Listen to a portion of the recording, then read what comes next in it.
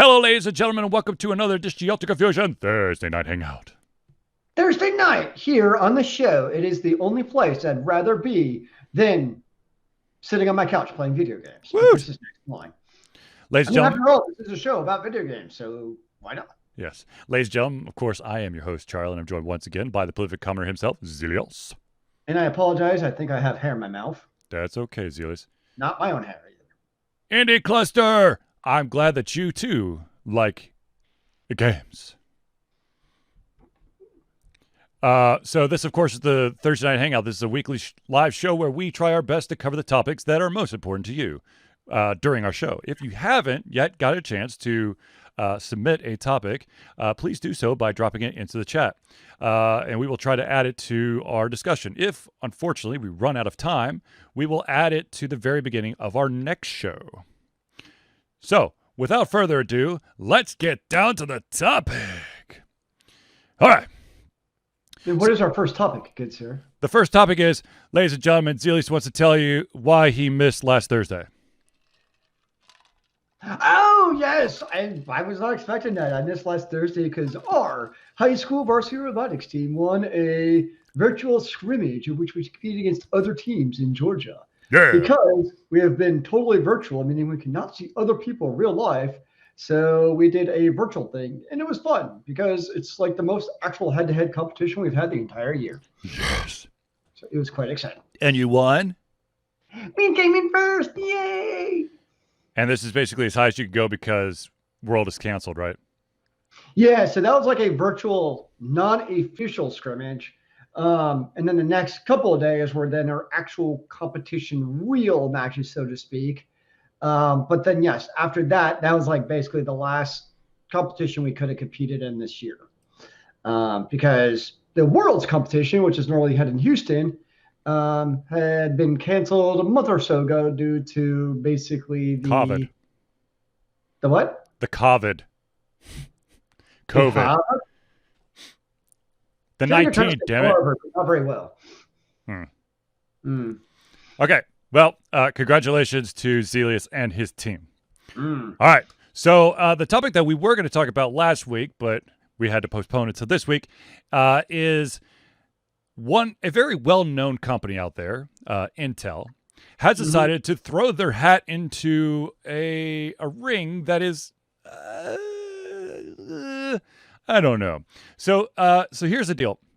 As many of you know, companies around the world are trying to deal with toxicity in their gaming environment, their working environment, all that stuff. And so you have all these different companies or solutions. Intel has the latest and greatest, and that is called, I believe it's called Bleep.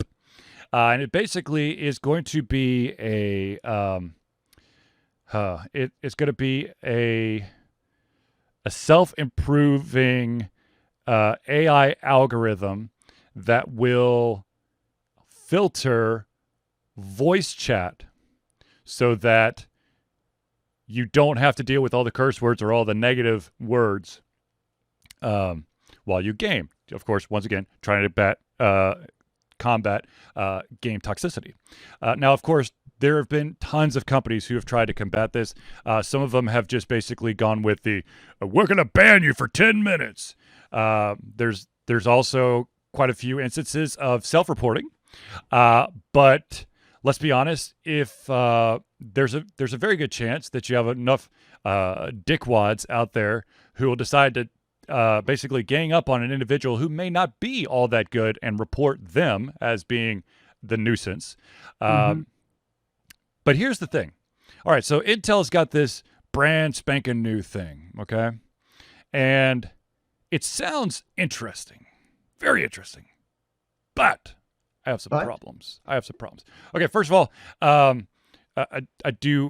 made a little note to myself here, and I want to go back and say it. Basically, there's a lot of games out there whose way of battling toxicity is on the same level as if you were to basically fine like a mega superstar, be it like a celebrity, a sports star, you fine them like $20,000 and a promise that they'll never do it again.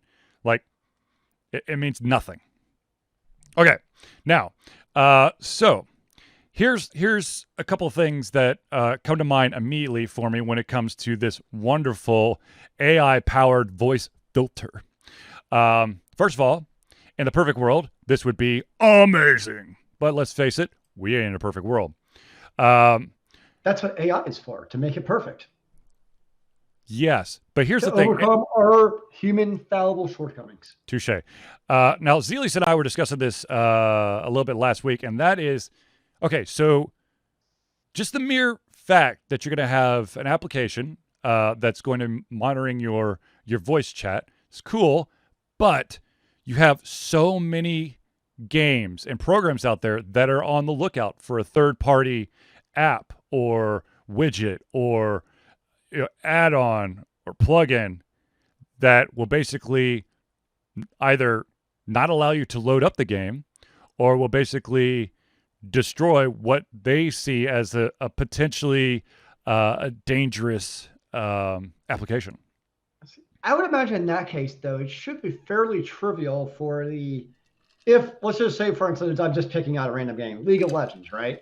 If Riot is like, hey, this is actually a good idea, it would be fairly trivial for a Riot to be able to basically whitelist this application process or go the step of what I would wonder if would actually happen if basically Intel licenses it to like a Riot, and then Riot go ahead and implements the option. And it's like a little checkbox, like filtering your text chat. See, and that's actually one of the things I was thinking was that Intel is basically trying to get this out in front of as many eyes as possible so that they can license it to these developers.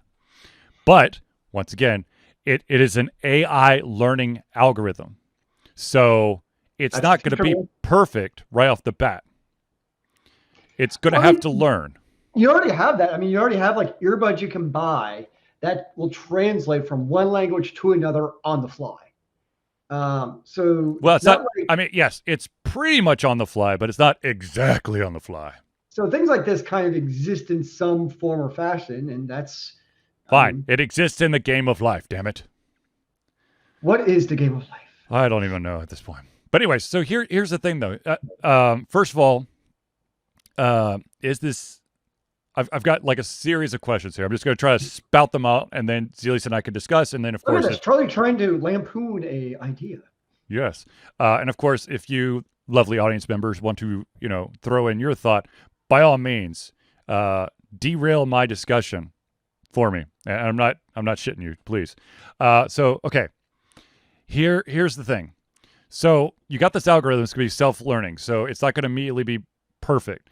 Immediately, I think of the Riot. There's an AI bot. I think it's still there. That's been learning like toxic behavior and trying to combat it in game without having to have someone self-report. But I'm not hearing it making waves or changing everything. So I'm assuming that it's still a work in progress, and that's been a couple years. So you got that.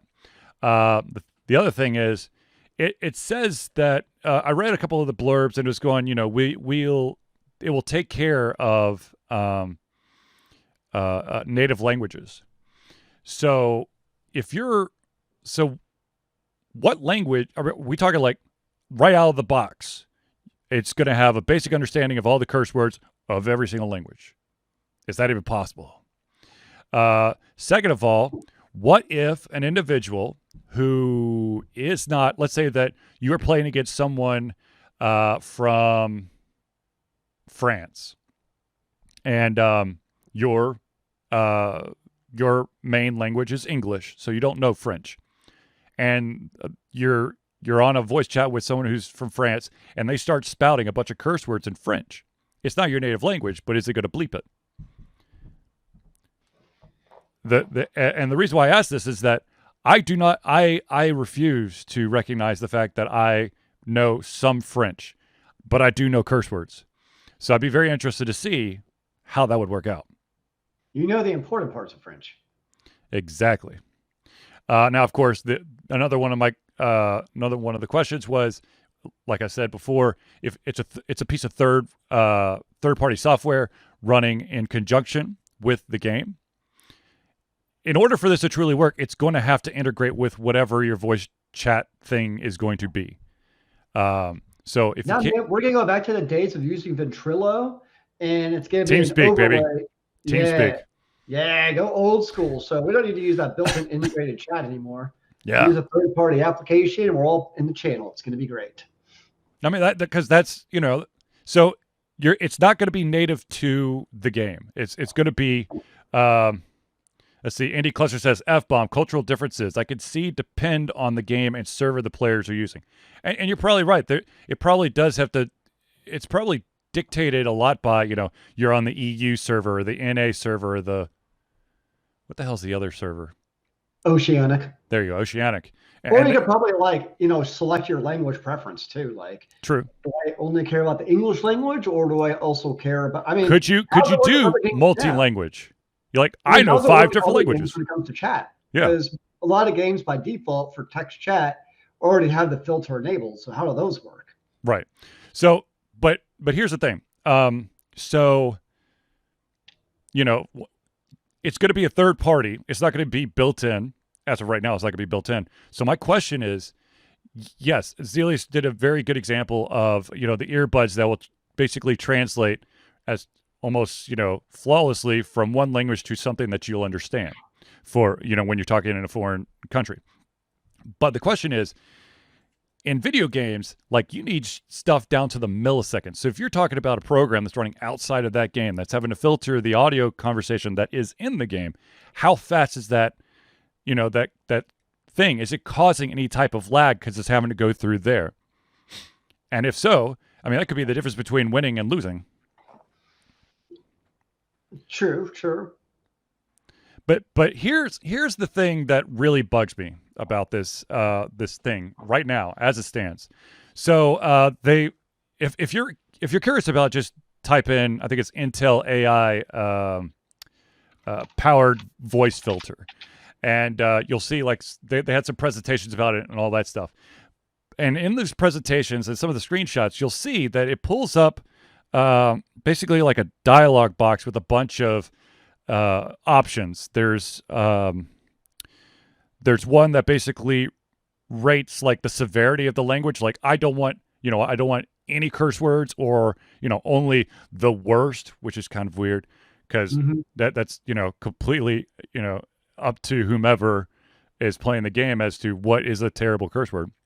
But here's the thing that really bothers me, and this is kind of, I say this jokingly, but at the same time, it really pisses me off. And that is that technically, what you could do with this wonderful program is you could stop all the curse words from coming in, but you could still be a racist, sexist, homophobe, because those you can like the N-word. The N-word is its own thing. So you could turn it on or off. It's not part of like, a package of words. So, no, fuck, shit, damn, whatevers, but you can still say all those other words, which I refuse to say. But, you could be as sexist as possible. You could be as bigoted as possible, and you could be as homophobic as possible. Well, I mean, it's also, that person may be that way from an end user perspective. Right. It's also about, for me, I don't really care if the other person is being a racist homophobe if I'm not hearing it. Like, it doesn't affect me. It only affects me insofar as much as if I'm actually hearing what they're saying. So if they're using all these homophobic slurs at me and I'm not hearing it because this filter is bleeping it out, then they're just basically yelling at empty air then and being angry and not really affecting me. So good job. Believe me, I know that there's individuals out there who are racist, who are sexist, who are homophobic, who are xenophobic, and I'm just going to keep naming phobics here. But and I understand that, but to basically give you a system that you could basically personalize the level of, I guess, icks is just a little, I don't know, it's just weird to me. I can see that. I mean, it's also, I think, well, I don't think there is a recognition that there's just a lot of toxicity in video game chat. And this Mhm. is Intel's way of recognizing that and being like, hey, uh, this is something that could potentially be done to combat that isms in your video games, which we all know well exist in especially competitive video games. True. In particular, where there is rankings and that competitive nature really brings out the assholism in people. Um, and really, it seems like, for my experience at least, that's what gets them to rage. I mean, my times of playing, for instance, MMOs, Hmm. even in random pickup groups, even if you're screwed up, there was rarely rage because you didn't really necessarily lose any. Like you lost time, I get that, Right. but it rarely meant you didn't like complete the mission or the dungeon in the end. You didn't like lose your ranking. You still got your purple loot at the end.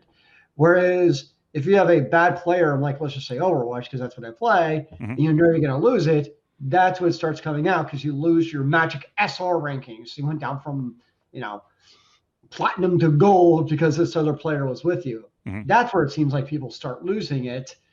And there is, it also because it's a zero sum game. Like going back to MMOs, you still gain something even if you're with a terrible player. Right.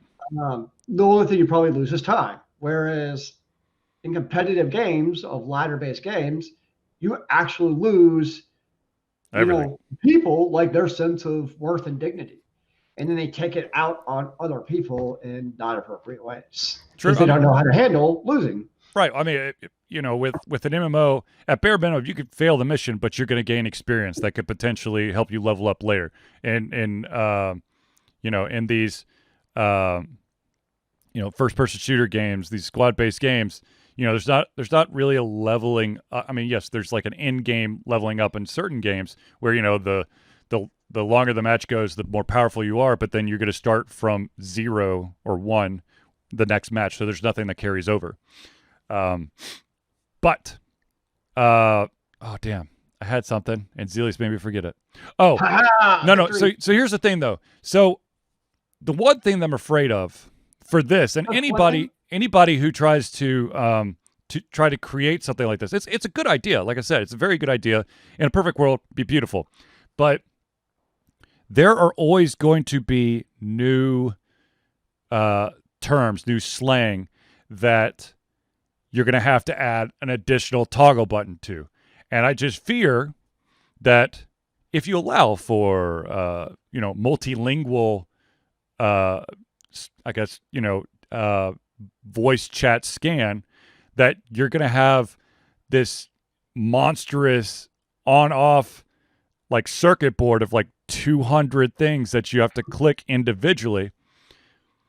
That just seems really crazy. Also, and I just had this thought. How about this? Instead of putting it in the game, have it work while you're streaming. So it's not filtering out anything for you, but it's filtering out your garbage as it's being streamed so you don't get in trouble on your stream. I mean, that would be a natural application of it, it would seem. What would actually be fascinating to me, and maybe even a little bit of lightning, Mm-hmm. is I mean, I'll just take myself for example, right? Mm-hmm. If I'm playing, let's just say Overwatch, and let's just say, I mean, it's intended for an incoming person, but maybe I turn it in for the outcoming filter. Mm-hmm. And maybe, I don't know, let's just say I get flagged for misogyny. That could also be enlightening from a personal perspective. Right. To almost be like, oh man, I was using these terms and I didn't even realize it. Right. Because I think, most of the toxicity we think of is very obvious and obtuse, right? It just smacks you across the head. Yep. But there's also the institutionalized racism and misogyny, which are built into the system, which people, myself included, are going to use terms probably without even realizing it. True. Um, Well, and it, there's also connotation that you have to take into consideration. I don't know how it's going to keep up with that. yeah, so I think that could be an interesting application. Maybe from the streaming perspective of maybe I'm using some term I didn't even know I was using in a video game, Mm-hmm. and it's upsetting people. I think that's entirely possible that that does happen to people in general who mean well and don't even know it. Yeah. Um, Now, what I would be curious of is this something that like a YouTube or Twitch would also use for a flagging of channels? Because we always talk about advertisers, right? Yeah. That's been an issue with Twitch, and advertisers not being happy with being on this stream because it has a very, let's just say, homophobic overtone to it. Yep. Well, maybe they implement something like this where it's like, hey, look, advertisers, this channel's no longer homophobic because we implemented this. Well, they're just not. They don't sound homophobic. I mean, they could still. The streamer's not going to actually change their actions. Well, of course, yeah. But it's a way for Twitch to maybe assuage the advertisers. True. Like, well, it's not really as bad as it seems. It's the CYA, right? It's risk management. To reduce your exposure as much as possible sometimes matters more than actually doing anything about it. And this is actually, if it actually works, it's maybe easier to implement this of flagging channels than it is to actually ban people. Because that never seems to go well. But if, you can have let's consider in this context, Intel, an independent third party, and their product, independent of Twitch, is flagging you for hate speech. You can still stream, but you just have this nice little tag. And now advertisers XYZ are like, hey, if this channel's been flagged with hate speech, we don't want to advertise on it. True. I mean, it potentially, if it was, if the algorithm was close to perfect, it could definitely, help. Well, it would obviously require some fine tuning. Yeah. How about accents? Right? What's that? How about how people pronounce words? Well, I hate Siri. Siri infuriates me because I feel like half the time it doesn't. I don't feel like I know half the time it doesn't understand what I'm saying correctly. Half the time, no one understands you, Zealeus. Sorry. What's that? Sorry, I got something in my head. Oh, jeez. But to that point, though, I mean, you do make a valid point, and that where if Siri has a hard time understanding me, which I use on a regular basis, now you're talking about something like this that's going to have all these different accents and people playing. There's a good chance it's going to also misrepresent what a person is actually saying. At least with Siri, I can see what I'm typing. Whereas with this, I don't have that. True. First of all, Sam, you're in a timeout. Sam just said, where do you go to fix a woman's watch? Nowhere. There's a clock on the oven. But so yes, trying to, the thing is, once again, it's a great idea. I just don't know how it could feasibly be implemented because you have so many languages, so many different dialects. You have accents and if you say certain words in a certain combination, it's offensive, or But the other thing is, let's say that you are a cursing bastard and you can't help. You have to use a very long laundry list of things, but you have someone who has the filter in place. How fast is it going to switch off that bleep? Because once again, thinking from a strategy point of view, let's say that you're in a squad-based game and you're trying to give out directions. Someone has that filter on because they don't like certain words that you say. Is it going to be able to bleep it fast enough to still allow you to get all the information you need? Or are you just going to be constantly going, what? Huh? Could someone say that again? Oh, wonderful question, sir. And part of the beta process, I imagine. I don't think they're even a beta. I think they're still like an alpha prototype. What's before alpha? Oh, speaking of alpha, prototype. Guess what I started playing this week? Okay, this is a lie, ladies and gentlemen. Do not let Zealeus fool you. It's a lie. Okay, go. I can't actually say anything about it because it's actually an NDA, very upfront. But Amazon's New World actually exists. No, it doesn't. It existed, and I'm not going to lie, it's a game I have my eye on. Having played alpha, that's as much as I'll say. I was like, okay, this is actually something I'm going to look forward to. Mm. But yep, I'll just say keep an eye on New World. Of course, the issue with Amazon is it going to be another sadly canceled game? I'll just say I hope they do not cancel this and it makes it to production because it's solid. Like I'll just say it's solid. Don't worry, they got plenty of time to screw it up. From what I've read, it's actually improved a lot since pre-alpha. Like is that before alpha? I don't even know. Prototype. Yeah, but no, it's I keep an eye on it, man. Seriously, keep an eye on it. I mean, I feel like this is the game though that Amazon's. This is like wasn't this like one of the first games they ever announced? And Yes. It feels like they've poured a lot of resources into it at this point. Yes, it was that one and Crucible was the first two out the door.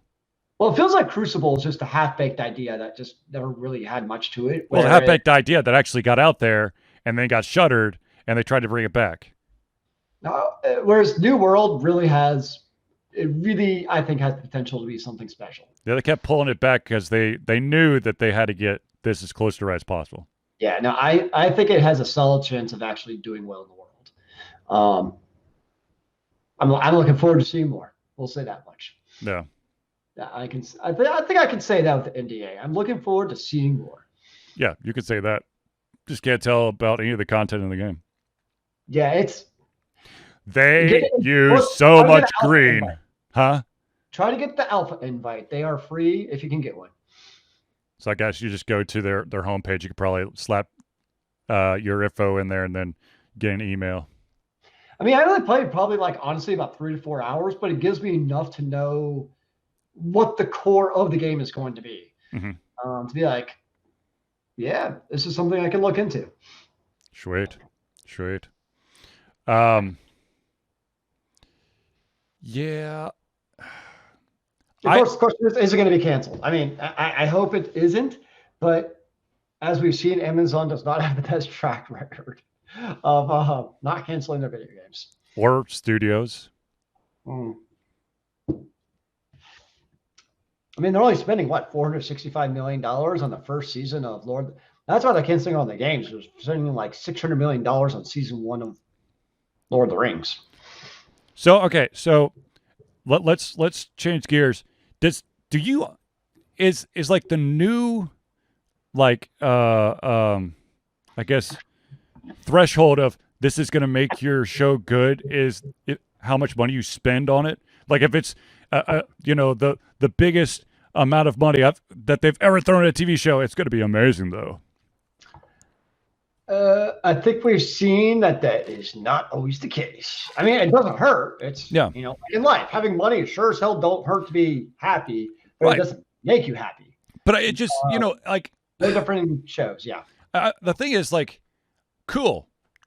You're spending that much money on it, but I feel like for a lot of the media out there and a lot of the people who keep an eye on that are going, well, it's going to be great. I mean, they're really, just dumping tons of money into this, so it's going to be amazing. I'm like, you can't say that.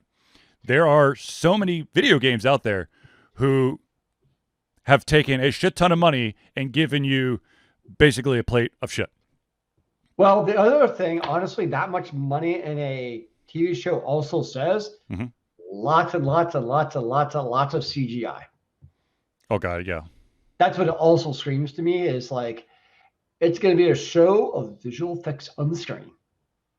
And how well is it going to blend with your actual human actors and actresses? And that's something that the original Lord of the Rings trilogy did so well. I mean, obviously there are special effects and green screens, but so much was actually filmed live. That first movie, Gandalf changed sizes like a motherfucker. He was basically, the hobbits came up to his knee in one scene and was like at his waist the next scene, and then it's like head was the size of a hobbit. You're just like, what the? But yes, yeah. But yeah, it was like one of like the last big movies before everything was all CGI. Whereas now, and that's my worry now, now the TV series, instead of at least, feigning and trying to have some realism in it, that's just going to be like 88% CGI. And the only thing that's going to be real is like people talking one-on-one to each other. Okay. So the other thing that I fear is that they're going to try to. I know, ladies and gentlemen, I am a nerd of many many years, so I do know that there is a difference between Lord of the Rings and which is of course Tolkien, and uh, A Song of Ice and Fire, which is, or as you would know it, Game of Thrones, which of course is George R. R. Martin. But I fear that there may be those out there who want to see like a Game of Thrones version of Lord of the Rings. And I wonder how they're, if they're going to trade, you know me, I'm a freaking purist. I want the truth. I want nothing but what you got. So what kind of Lord of the Rings is going to come out? Sam says, wasn't it better when they had to make puppets and models look real? With CGI, anything goes. Looks more realistic, but somehow it's less impressive. Looking at you, Star Wars. To be honest with you, there are, if you use the Henson studio, Jim Henson, of course, the creator behind the Muppets and Kermit the Frog and all that stuff, those puppets look fucking real. Like, there's a very good chance that I'm going to see one of those, some of his designs in real life. Of course, I'm going to shit my pants because that thing is out of my nightmares. But, they couldn't do that with CGI, honestly. Well, and just kind of go real quick about what you're saying, Lord of the Rings. Mm-hmm. So a big cost of that $600 million, whatever it is, for Licensing. to about 200 plus million, that was licensing from the Tolkien estate. And according to what you read, who knows how actually be when it comes out, but from what the people on the set have said, including like Tolkien historians, Oh God, is that part of the agreement is basically they have to treat what's written as canon. Like nothing they do on the TV show can contradict what has been written by the Tolkien. So as far as the purists, they cannot contradict what's there. Now, obviously, they'll have to expand on it because there's only so much written about the Second Age, that's what this is based around, is basically the Second Age of Middle Earth. But they cannot like contradict what was actually written in it. They can't also be like, well, maybe Sauron was actually kind of a good guy. And he's just misunderstood. Actually, like the Dark Lord, and there's a little swapping going on when he got the ring. Like they can't do anything like that. So basically, they won't have as much leeway as oh my gosh, who's the director of the Lord of the Rings series? Why the hell? Peter Jackson. Yeah, Peter Jackson. They won't have as much leeway as Peter Jackson had. Well, it's a little bit tricky though, because at one point, no, because they have to follow the books. Right. But on the other hand, though, you got to think about it. Lord of the Rings. The trilogy was a story, right? Mm-hmm. And the reality is, when you take a very dense thousands of pages of material, you have to change that some to be written for TV. I know you're a purist, but that's just the reality. Whereas if you look at like the Second Age stuff, that's a lot of it's coming from like the Silmarillion and footnotes and other places where it's a story, yes, but it's more of like anecdotal history. Where, to your point, like I don't know if there's so much a story that they have to follow. Like they have to follow like the major plot points of like this happened where the downfall of man happened when he took the ring instead of throwing it into Mount Doom like he could have done. Like they can't contradict that, but how they got there and the events to make it there and all that stuff, that's not necessarily written. So that's the part where Amazon will have a little wiggle room. Artistic freedom is for like what made it so that he changed his mind. I mean, we know it's because of the weakness of man, because that's written in stone. And they can't do it. Zealeus just contradicted what you just said. But like that's where they'll have that freedom, is like how things actually got from point A to point B. We know point B happened. There's no doubt. But maybe how they got there, that's where they'll have some freedom. Ladies and gentlemen, just if you're curious, The Lord of the Rings has 1,137 pages in it. Which edition? Because depending on what book you read, it could be a little bit different. I'm talking about the collective works, like one big ass book. I feel like mine's much larger than 1,000 pages. You'd be surprised. But anyways, yeah, good for them. I do find it funny that with the news of like the huge amount of money that was being thrown at the Lord of the Rings TV series, that the news about the Lord of the Rings MMO was being canceled, and right after each other. It was like the timing was crazy. Which is really funny because it made me scratch my head. I'm like, wait, but there is a Lord of the Rings MMO. It's been out there. It's been out there forever, and it turns out that that's not the same one. So, yeah. Who knows? Maybe it'll make you go back and play the game again. No, I'm good. I'm absolutely 100% good. Oops.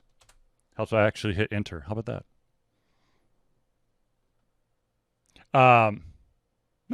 We'll see. Speaking of TV series, we gotta also mention the fact that sad news, I don't know, but this coming season of Castlevania is going to be its last. But that doesn't mean that Netflix is done with the Castlevania universe.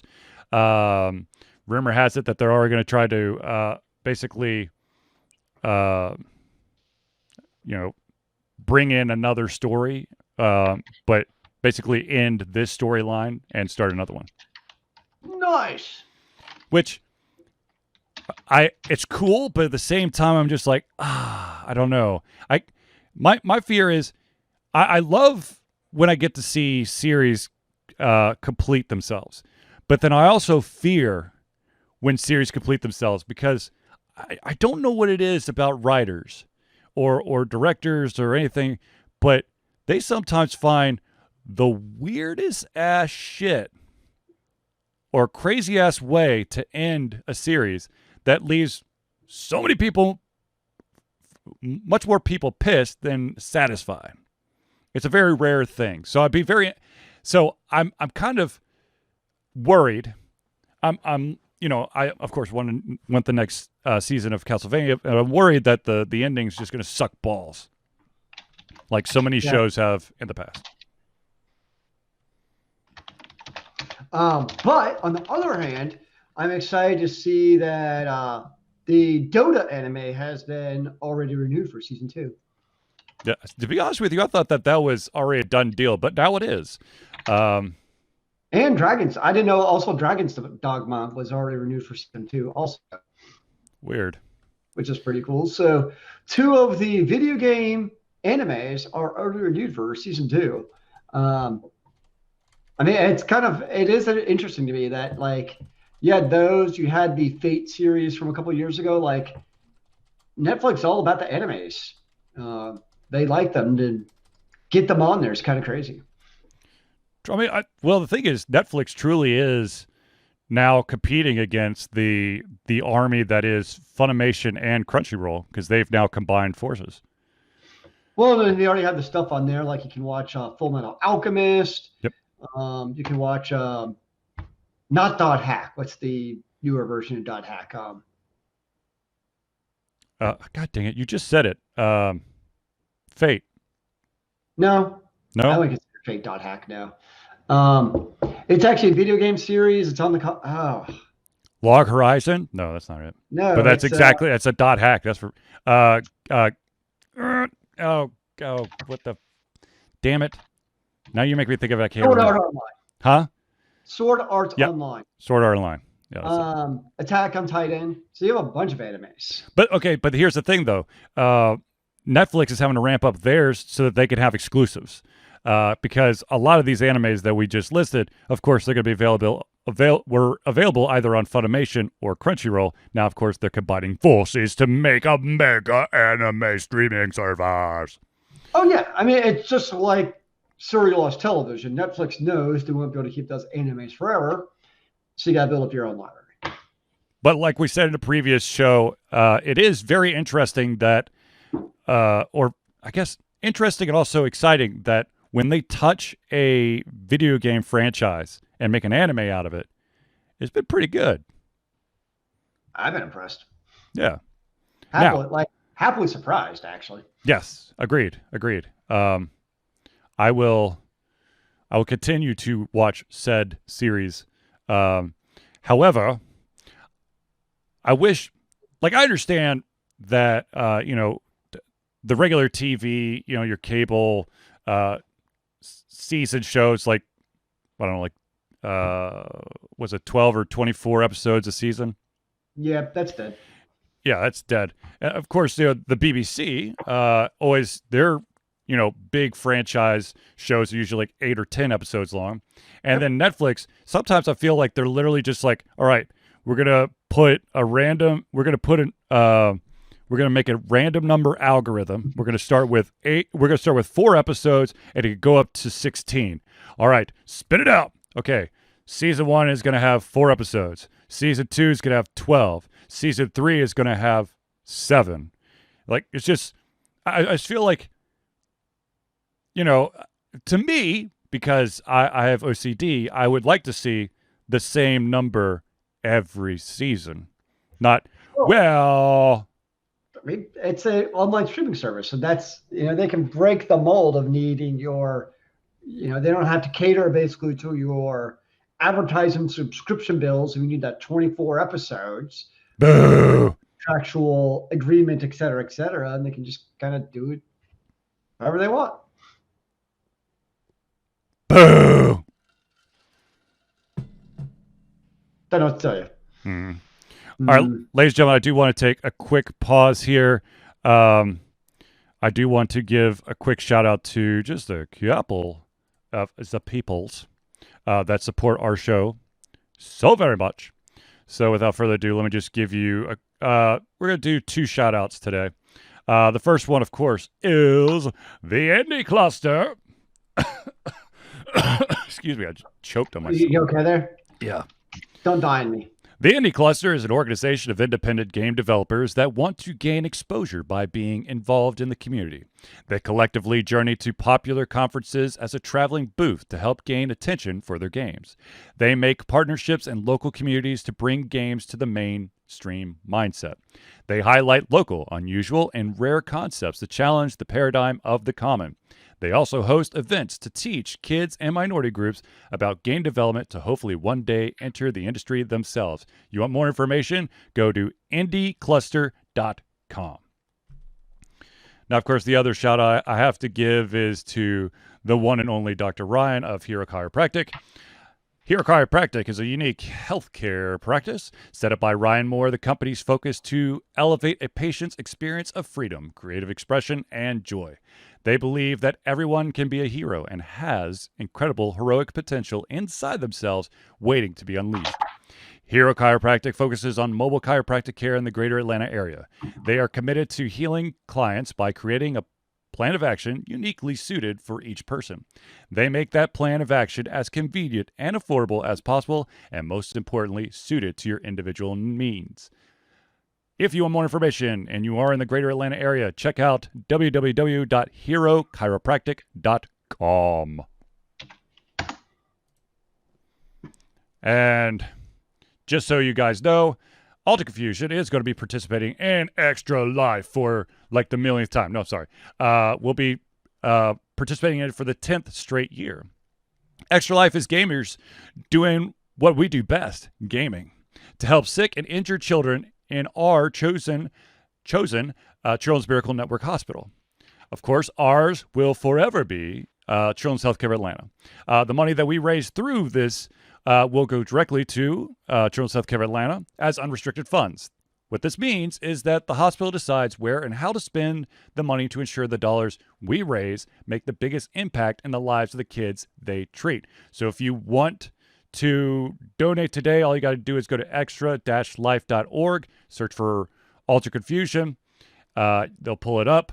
Or if you want to get in on the action, let's say that you want to actually partake in it, just once again, extra-life.org, and you find all the information right there. Finally, ladies and gentlemen, Alter Confusion has a Patreon. Ultra Confusion survives on the love and support of fans like you. And so we have a Patreon page. Patreon lets you, the fans, supporters, become active participants in the in the work we love through a monthly membership. There's currently 2 levels for the membership. What this membership will give you is access to exclusive content, the ability to see early access to all the playthroughs we create, and also if you go at the $5 a month level, you also get added to friends of the show. So basically, as of right now, there is a $1 a month, which would be $12 a year, or a $5 a month, which would be $60 a year option. And all that money goes to Ultra Confusion to help pay for upkeep of equipment. Of course, one very special day, when we get to return to conventions, we will be utilizing that to help pay or cover the cost for conventions. Valkyrie needs food badly. Extra life. What food shall Zealeus eat tonight? Whatever food Rose does not want to eat.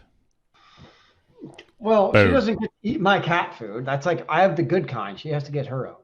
Oh, buddy, those are fighting words right there. Yeah, gotta live in the edge. So, Zealeus, so have you only been playing New World, or have you been playing some other stuff as well?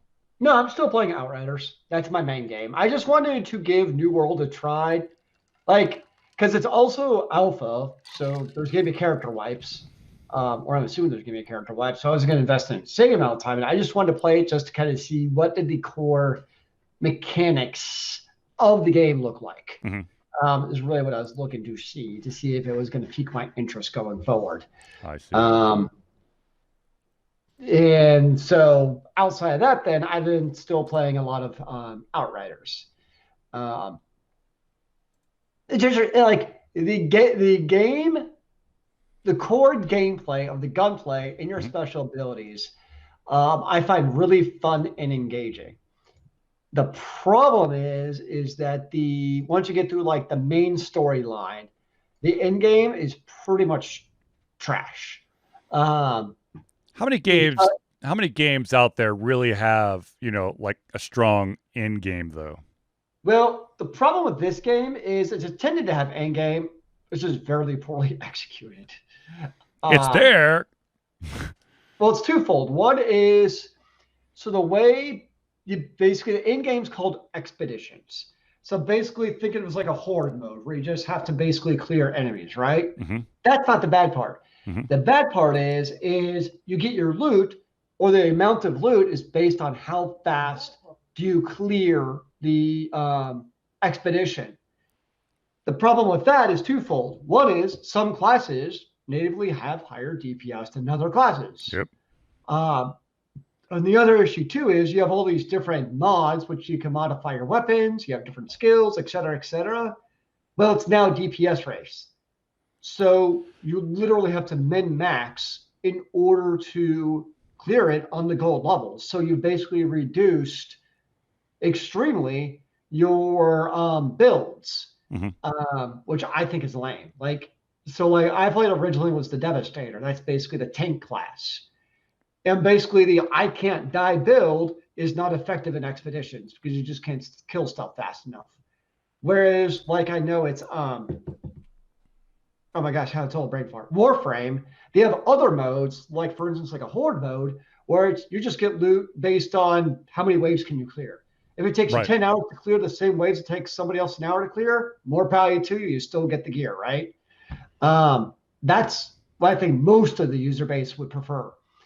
The other bigger issue, the other terrible issue is the matchmaking multiplayer is probably the worst I've ever seen in a game. Basically, really the worst you've ever seen in a game? Oh, so here's why. Okay. So basically, you go to this little school. It's called matchmaking. It asks, "Do you want to join either a matchmaking game or a story mode game or a expeditions game?" Right.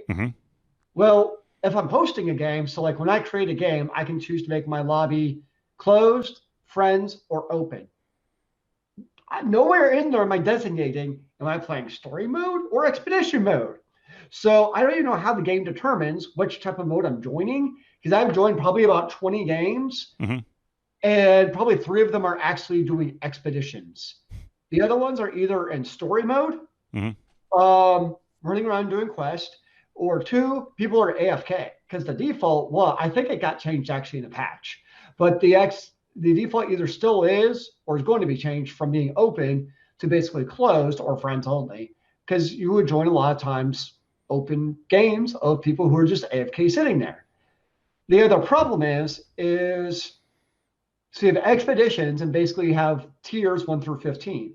They do what's called downs, which I hate the idea of, is they do downscaling, meaning if you clear wave 10, that means now if you go back down to wave 8, for whatever reason, those characters' difficulties shrank back up to a higher difficulty to compensate, because they figured, hey, you cleared wave 10, so you can clear something harder now, right? The problem is, if I go into a matchmaking and there's no filter, so I join a tier 11 game, it gets cleared because I got my ass carried, but I didn't get any weapons. Now I go back to soloing tier 8. It's actually harder now than it was before. I'm sorry. Sam had to go ask his 10-year-old what AFK meant. Away from keyboard, ladies and gentlemen. No, but you're absolutely right. I understand that there's like a game balancing mechanic. There are definitely games out there that will try to kind of mess with enemy stats to be a little bit, I guess, more challenging for you. Like if but at the same time, by basically taking into consideration that you may have somehow magically reached wave 20, and now you've jumped in at a a wave 10, and that it's got to be harder than the first time because you actually made it 20. That's some absolute crap. Well, the other reason it's dumb in a game like this, the loot you get is based on the tier you set.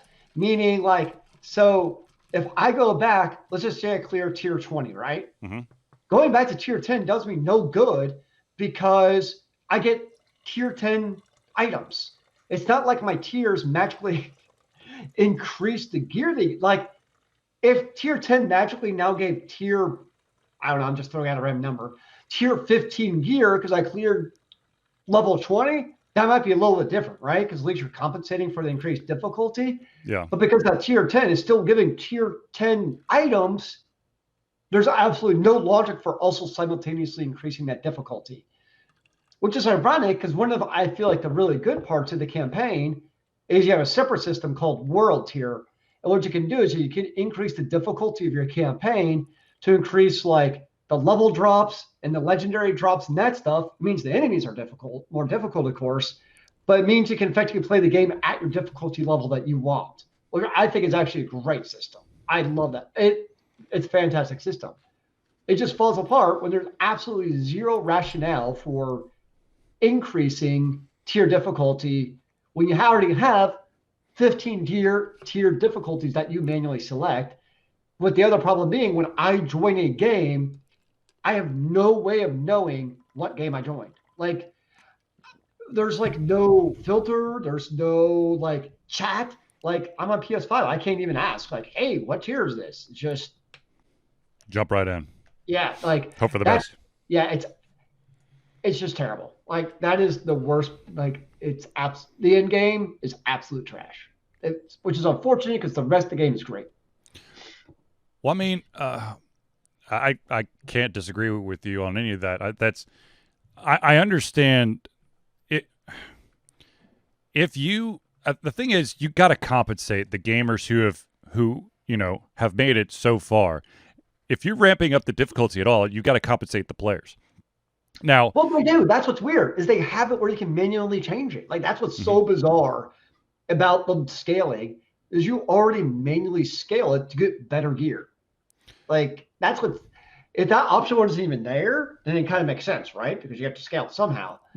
But because I have that option to change it, that's what makes it all the more of a weird decision on the developer to make the tier more difficult, even though I have this other tier I can already choose, which is more difficult. Mm-hmm. Like that, you know what I'm saying? That's what makes it really strange to me. What the other component that you were talking about is the timed component, and that has actually reared its ugly head a couple times with Borderlands 3. Oh, Um, and to me, look, I'm like a god among men now. I'm walking around, I can basically one or maybe five shoot anybody, and they just drop dead. But at the same time, like even as uber awesome as I am, there's like, yeah, I got to complete this in 20 minutes, and I'm like, okay, and it's just like wave after wave after wave of enemy, and they're sort of level matching me. So it's okay. not like it's not like it's it'd be ranked like a level 21 quest, and then I go in there and they've basically pumped up the monsters to, like, let's say I'm level, I don't know what level I am off the top of my head, but let's just say I'm level 50. It's a level 21 quest. All of a sudden, all the enemies in there are like a level 35. Okay. Kind of like an offset. So to make it challenging, there's a reason why I waited to do this quest later in the game so that I could fly through it. But you basically put speed bumps in there by monkeying around or putting more elite enemies in my path. Well, and that's what, like, sometimes maybe you just want to go back to a lower level and just like raffle stomp everyone. Like maybe you just want to feel like a god and like one shot every enemy with a old pistol you have just because you can. Like but because you go down to that lower level, you also know you're not going to get any gear you're going to use anyways. Yeah. So it's not like you're like somehow magically gaming the system. The other thing is, I don't think most players enjoy timed material.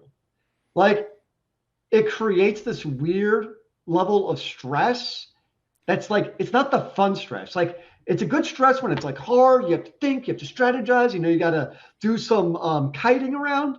Like, that's fun. Like, when it's got that challenge. But to me, fighting against the clock, knowing I have to defeat these enemies in a quick way, that eliminate it. That's not a fun stress. That's like this is not enjoyable. Does that make sense? Like No. Yeah. that's Absolutely. not a fun stress of a game to No. me.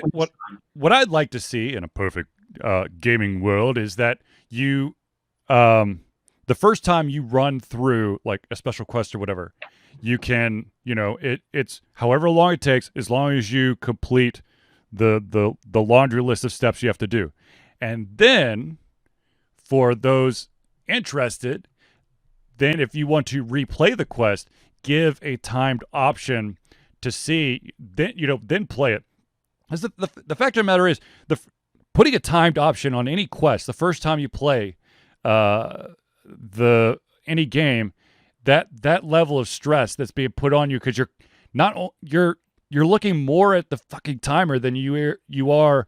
You're not enjoying the game anymore. It's like, okay, I see a bad guy. Look at that timer. Look at the timer. Look at the timer. He's dead. Okay, cool. Go into the next one. Timer.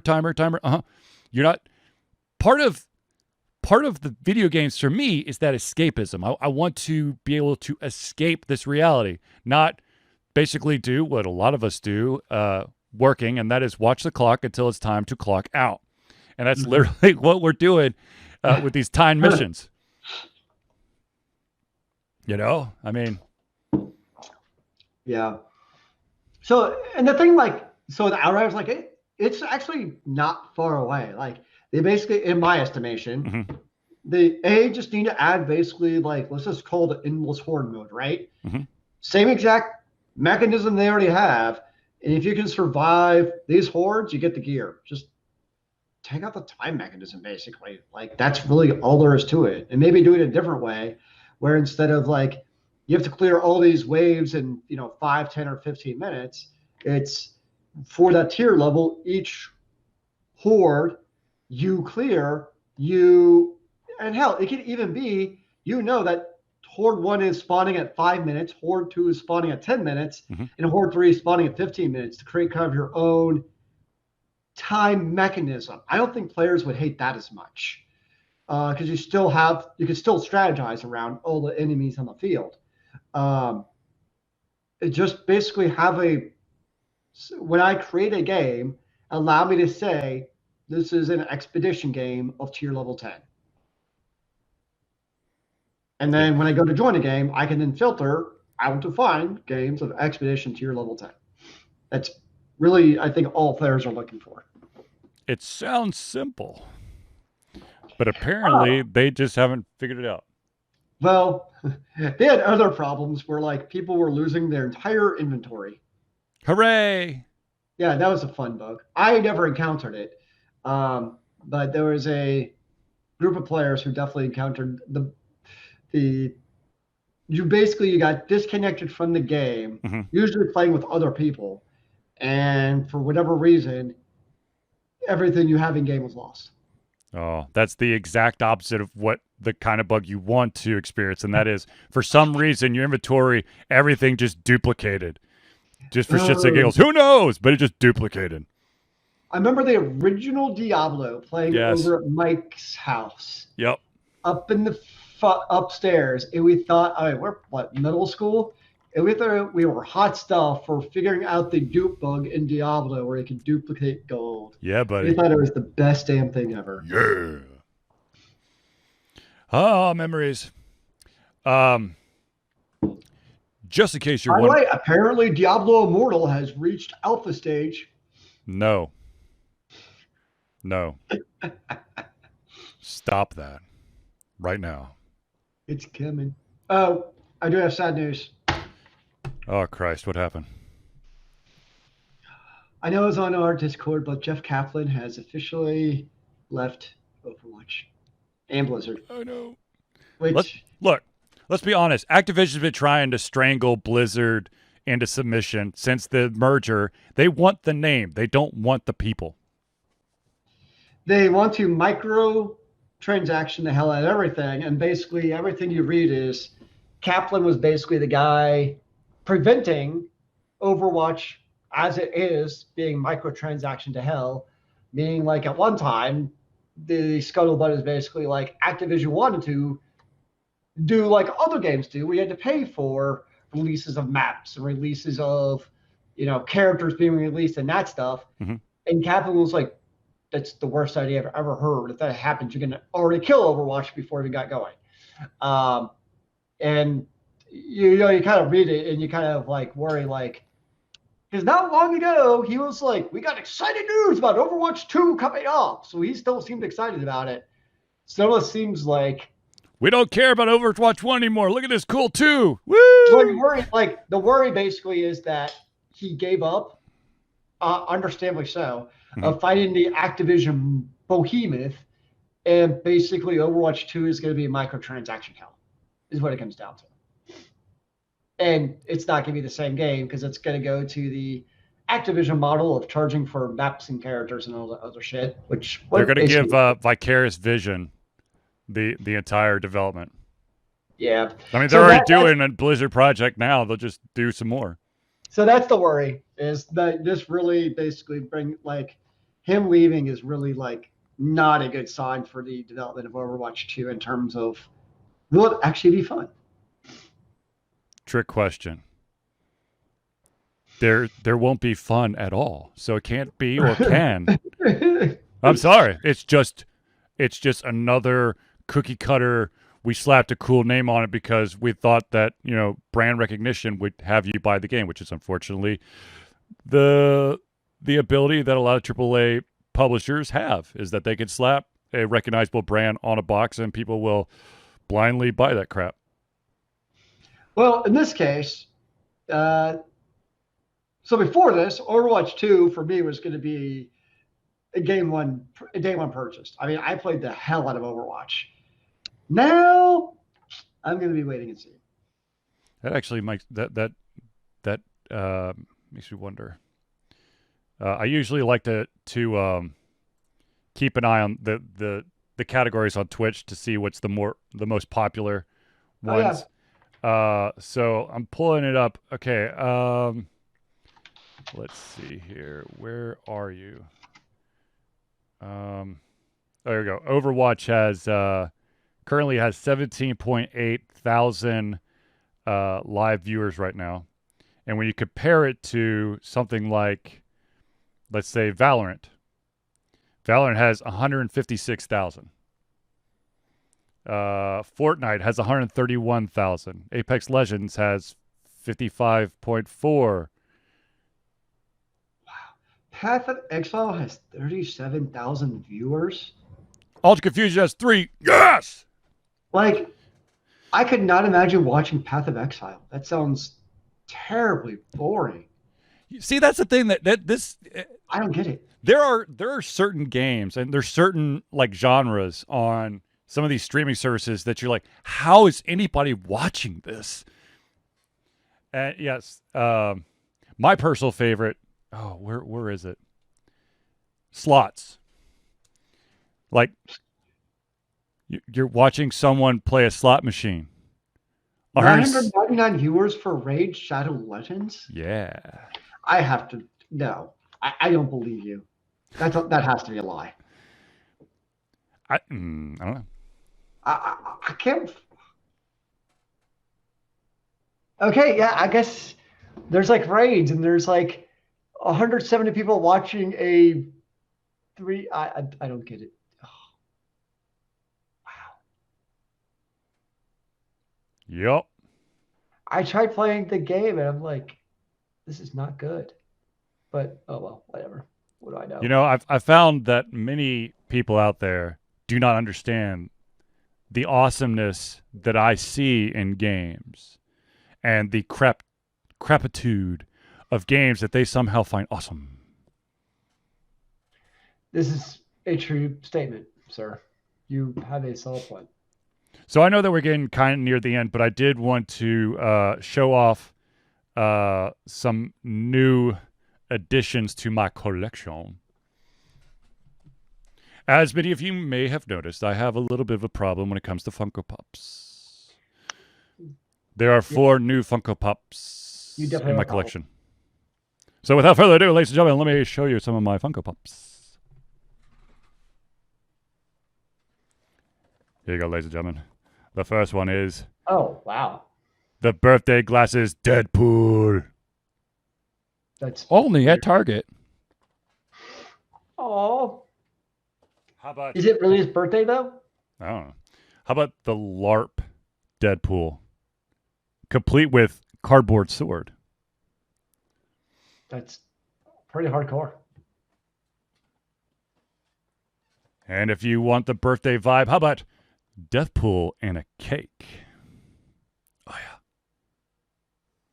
And then finally, just for a slight change of pace. Do you really like Deadpool or something? I'm very confused. Yes. Yes, I do.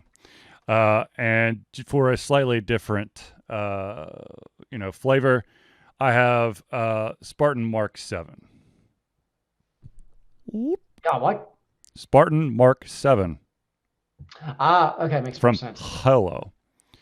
I did not know who it I was. want, okay, Sam says, I want the retail value of all those Funkos. Okay, so. You should go steal them from his house. I think it'd do him some good. The collection value is higher than the amount I have spent on the Funko Pops. How about that? It's a shit ton of money I've spent on Funko Pops, but my collection is worth more than the money I've spent. So I've actually, technically, I'm in the black if I were to sell everything, which I'm not. It's not actually worth anything if you can sell them now. True, and there's certain Funko Pops that are worth a butt ton of money. If I can remember what the stupid site is. Pop collection. Nope, not that one. There you go. Pop price guide. I think that's the one. Just because Sam asked, I'm going to tell you my most valuable one. Currently, oh wow, that's interesting. I don't know where that one is because I wasn't expecting that one to be. So I've got a Funko Pop from a TV show, which is a phenomenal TV show. You should watch it if you haven't. It's called Gravity Falls. It was on Disney. Grunkle Stan from Gravity Falls is current. I bought him for $10. Its current value $105. I definitely have not seen it. That's good. It's really good. I really, really like it. It's very good. And hell, this wonderful oversized Oogie Boogie is worth currently it's worth $55 when I bought it for 20. So from August 27th, 2015, Gravity Falls is the best show on television, Yeah. according to Forbes. Yeah. It was phenomenal. And the other thing is that there was the creator had like an end in mind. And he hit the end, of course, easily. And of course, there was like, we want more. He's like, really not. It was the end. Yeah. I mean, you could potentially carry on the story, but like the big story arc happened. It'd be kind of like what, if you wanted to do, it's kind of like what what Netflix is trying to do with Castlevania. That arc is complete, but let's continue with this universe because, it's good. Makes sense. But anyways, all right, ladies and gentlemen, I think that Zealeus' master is probably calling him. So, really intently at me, ready to eat my eyeballs. That sounds painful. All right, so ladies and gentlemen, without further ado, I'd like to thank everyone for tuning in to the Ultra Confusion Thursday Night Hangout. For myself, Charlie, and Zealeus, it's been a pleasure giving you everything on our heads, our mouths, and of course, our hearts. We'll be back here we'll be back next Thursday for another Ultra Confusion Thursday Night Hangout. Remember, kids, keep on gaming in the free world. Amen to that, brother.